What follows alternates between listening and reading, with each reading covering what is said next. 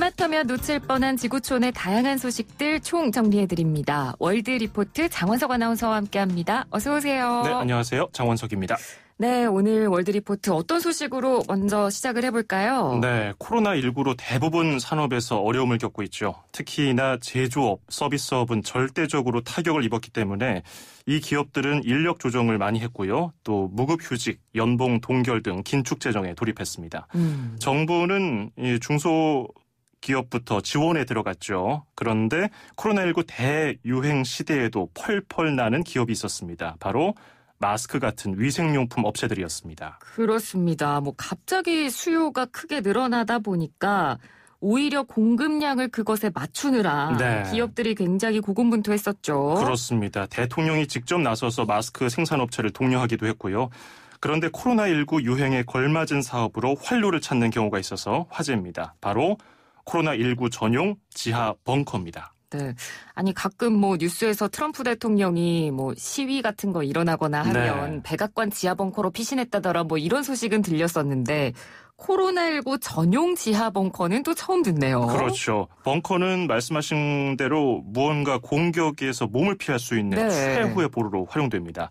사실 핵전쟁에 대비한 개인용 벙커는 예전부터 있었고요.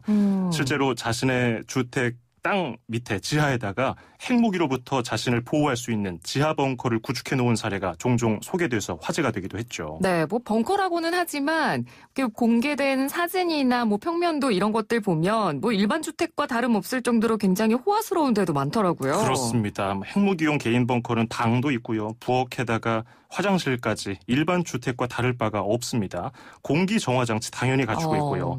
코로나19용 벙커는 미국 텍사스의 벙커 전문 기업인 라이징 S벙커가 판매하고 있습니다. 그 벙커 구조를 보니까 직사각형으로 가로로 긴 형태입니다. 소파에 앉아서 텔레비전을 볼 수 있는 거실, 싱크대, 조리시설, 화장실, 그리고 또 침대가 딸린 방 2개가 있었습니다. 네, 저도 이 관련 기사 보면서 그 기사 안에 이미지를 보니까 진짜 그냥 일반 가정집 같고 핵무기 막는 벙커와도 크게 달라 보이지 않더라고요. 그렇습니다. 물론 코로나19는 핵 공격과는 달리 공기 흐름만 막아주면 되니까 내구도 면에서는 차이가 있을 텐데요. 이 벙커 업체는 일단 올해 상반기에 뉴질랜드에 벙커 12개를 판매한다고 밝혔습니다. 네, 뉴질랜드에 벙커를 만들어서 판다. 그 이유가 있을까요? 네, 뉴질랜드는 남반구 오세아니아에 있는 섬이라서 특성상 코로나19에 있어서 상당히 강한 면모를 보였죠. 게다가 치안도 좋고요. 비자 발급도 까다롭지가 않아서 미국 부유층들에게 코로나19 피난처로 각광받았습니다. 게다가 영어권 국가이기도 하니까 더욱 좋죠. 보도에 따르면 코로나19용 벙커는 미국에서 만들어져서 대형 선박으로 뉴질랜드로 옮깁니다. 그리고 땅에 묻는데 한 2주 정도가 걸린다고 합니다. 지상에서 걸어다니는 사람들이 벙커 위치를 모르도록 출입구도 잘 숨겨놓는다고 합니다. 심지어 벙커 주인도 자기 벙커를 찾으려면은 GPS 도움을 받아야 한다고 하네요. 네, 영화 같기도 하고요. 네, 그렇죠. 자, 그러면 이쯤에서 벙커 가격이 궁금해집니다. 얼마인가요? 그렇죠. 일단 옵션에 따라서 가격은 천차만별이라고 합니다. 보급형, 가장 저렴한 모델은 우리 돈으로 4,700만 원 정도 하는데요.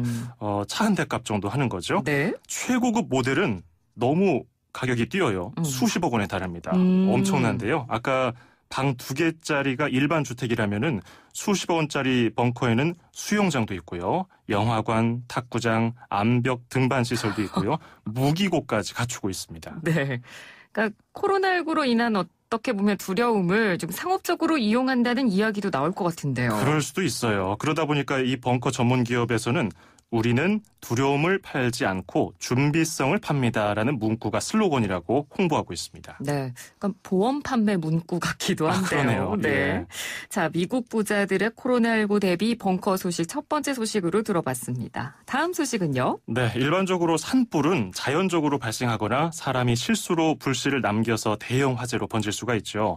고온 건조한 날씨는 산불이 발생하는 데 최적의 조건이고요. 그런데 눈과 추위가 상징인 시베리아가 산불로 신음하고 있다는 소식입니다. 네, 뭐 시베리아는 우리가 다들 아는 것처럼 굉장히 추운 곳이고 예. 정말 얼어붙어 있는 곳인데 여기서 산불이 발생했다고 하니까 굉장히 의아하네요. 그렇죠. 시베리아는 러시아 우랄 산맥부터 태평양 연안까지 펼쳐진 북아시아 지역인데요. 한마디로 북극이죠. 네. 러시아 국토의 70%에 가까운 거대 지역입니다. 예전에 세계지리 시간에 배우셨겠지만 타이가, 툰드라, 냉대의 기후이기 때문에 영구 동토층, 즉 땅 속에 물이 얼어있는 땅이 형성돼서 농사를 짓기가 어렵고요. 사람이 살기에 불편한 곳이죠. 그런데 이런 시베리아에 이상 고온 현상이 발생했습니다. 러시아, 영국, 프랑스 등 국제연구팀이 연구를 진행하고 있는데요. 올해 1월에서 6월 시베리아가 온실가스 효과 때문에 이 같은 고온 현상이 발생했을 가능성이 크다고 밝혔습니다. 심지어 8만 년 만에 한 번 있을까 말까한 고온 현상이라고 합니다. 네, 8만 년 만에 한 번 있을까 말까한 현상이라 네. 참 충격적인 소식인데 도대체 기온이 얼마나 오른 건가요? 네, 시베리아 베르호얀스크라는 곳은 지난달에 38도까지 올라서 관측 사상 6월 기준으로 가장 높은 기온을 기록했습니다. 당연히 영구 동토층이 녹아버리고 증발돼서 건조해지니까 산불에도 취약하게 된 거죠. 네. 올해 들어서만 산불이 300여 건 시베리아에서 발생했는데 집계된 것만 1,400제곱킬로미터가 넘습니다. 제가 이게 어느 정도인가 감이 안 와서 인터넷에 찾아보니까 제주도 면적이 1,800제곱킬로미터가 조금 넘습니다. 거의 제주도 크기만큼 산불이 발생한 겁니다. 그렇군요. 규모도 상당히 어마어마한데 예. 온실 효과로 인한 이상 고온이라고 한다면 뭐 결국 우리 인간이 원인일 가능성이 높겠네요. 그렇습니다. 국제연구팀 관계자들이 하는 얘기를 들어보니까 사람 탓이 아니고서는 설명이 불가능하다라고 결론을 내렸습니다. 네. 지난 30년 동안 사람이 자연에 배출한 온실가스가 이 같은 기후변화를 초래했고요. 쉽게 멈출 수 없게 됐다는 분석을 내놨습니다. 이상 고온으로 땅속 수분이 녹아서 건조해지고 또 산불이 발생하면서 영구 동토층이 마르는 현상은 더 속도를 내고 있고요. 그런데 더 걱정은 이 얼음 안에 있던 어마어마한 온실가스들이 대기로 흘러나오고 있고요. 또 땅속에 묻힌 송요관이 손상될 수도 있다는 점입니다. 그렇겠네요. 이 환경 파괴는 물론 지구온난화가 더욱 가속화될 거라는 암담한 전망이 나오고 있습니다. 네, 아마 저희 프로그램을 계속해서 애청하시는 분들은 이 지구 환경 문제에 관련해서도 저희가 좀 자주 다루기 때문에 더 많이 공감하실 것 같은데요. 앞으로 저희가 계속해서 경각심을 가지고 지켜보도록 관련 소식들을 저희가 좀 계속 지켜보도록 하고요. 자, 이제 다음 소식으로 넘어가 보죠. 네, 남반구 뉴질랜드 소식 전해드렸고요. 북반구 시베리아 다녀왔는데 이번에 다시 남반구로 갑니다. 네. 남아프리카 공화국 소식인데요. 당연한 얘기지만 우리나라가 지금 여름이니까 남반구는 계절이 겨울이죠. 그렇죠. 네, 남아프리카 공화국은 지금 겨울이기 때문에 최저 기온 영하 2도, 최고 기온 17도 정도를 기록하고 있습니다.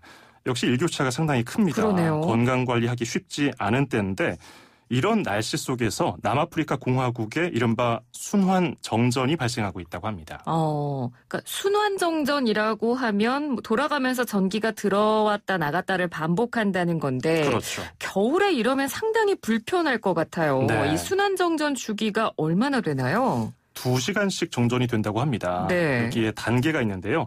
1단계는 하루에 한 번, 그러니까 2시간. 그리고 2단계에서 3단계는 하루에 2-3번 정전이 되는 겁니다. 이게 8단계까지 있는데요. 지난해 말에는 일부 지역에서 최고 단계인 8단계까지 간 적이 있다고 합니다. 하루 중에 그러니까 16시간 동안 전기가 끊겨 있었다고 볼 수 있죠. 네. 그러니까 만약에 우리나라에서 이 같은 순환 정전이 일어난다고 예를 제가 한번 들어볼게요. 네. 한국전력에서 알려드립니다. 오늘 마포구 상암동의 순환 정전은 2단계이며 정전 시간은 오전 10시부터 정오, 또 오후 4시부터 6시까지입니다.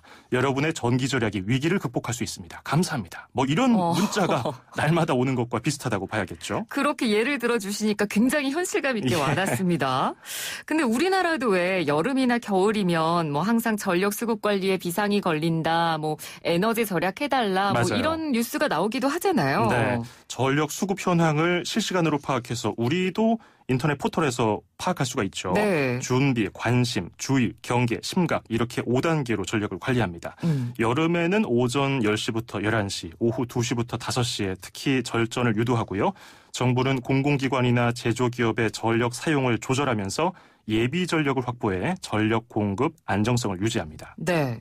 그런데 이번에 그러면 남아공에서 순환정전이 이렇게 발생한 이유는 뭔가요? 직접적인 원인은 당연히 전력 수요 증가로 인해서 충분한 전력을 공급하지 못하는 탓입니다. 그런데 이건 너무 단편적인 분석이고요. 거슬러 올라가면 코로나19가 있습니다. 네. 코로나19 피해가 증가하니까 남아프리카 공화국에서는 도시를 봉쇄하면서 전염병 차단에 나섰고요. 이동을 못하니까 결국 경제활동에도 차질을 빚었죠. 역시 이것이 전력 생산에까지 영향을 준 겁니다. 남아공 전력 공급은 에스콤이라는 국영회사에서 이루어지는데요. 나라 전체 경제활동이 거의 멈췄다가 최근에 다시 재개되는 분위기에 계절까지 겨울로 바뀌니까 전기가 여기저기서 많이 필요하게 된 겁니다. 그런데 전기를 만들어내는 석탄 발전소에도 고장 등의 문제가 생겨서 공급에 문제가 생긴 거죠. 그 상황이 생각보다 더 심각하네요. 그렇습니다. 게다가 지금 이 전력 공급을 담당하는 광물자원 에너지 장관이 코로나19 양성 판정을 받았습니다. 자가격리 중이거든요. 컨트롤 타워도 부재한 상황이니까 뭐 엎친 데 덮친 격이죠. 전기가 끊기면 여러 가지 불편하죠. 스마트폰이나 컴퓨터 등 통신 수단을 제대로 활용하지 못하는 건 당연하고요.